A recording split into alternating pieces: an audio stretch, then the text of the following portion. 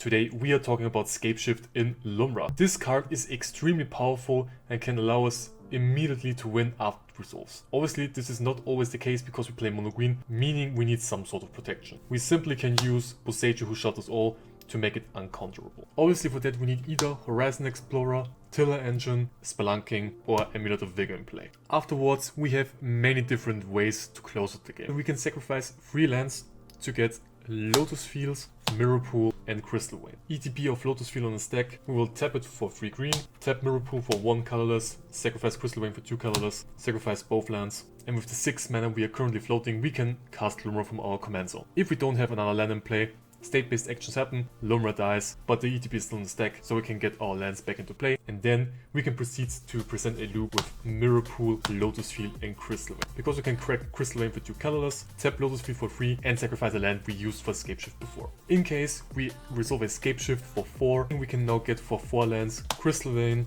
Lotus Field, Mirror Pool and Cave of Souls. We can now name Lumra so it's not counterable. We can then tap Lotus Field for 3 before the ETB resolves, tap Cave of Souls for 1 and crack Crystal Vein, and can now cast an uncounterable Lumra, returning us on ETB at least Crystal Vein, Lotus Field and Cave of Souls back into play, which is enough to loop Mirror Pool. If you want to be super protected and you for whatever reason have an Aftermath Analyst in your graveyard, you can do Scapeshift for 6 to get into play Lotus Field, Echoing Deeps, Sunscorched Desert, Cave of Souls, Havenwood Battleground and Shifting Woodlands. In this case, if someone tries to silence us in response to the Scapeshift and Lumra is not in play yet, we could, in theory, if we have Delirium with Shifting Woodlands, make enough mana to loop our Aftermath Analyst. Because in the first loop, we can sacrifice with Lotus Field our Echoing Deeps and have 4 mana floating. Then with Sunscorched Desert we have 5 mana floating, with Cave of Souls we are at 6, then with Battleground we are up to 8, and with Shifting we can tap it and go up to 9. Then we make it a copy of Aftermath Analyst, pay another 4, go down to 1 mana floating, sacrifice to Shifting Woodlands,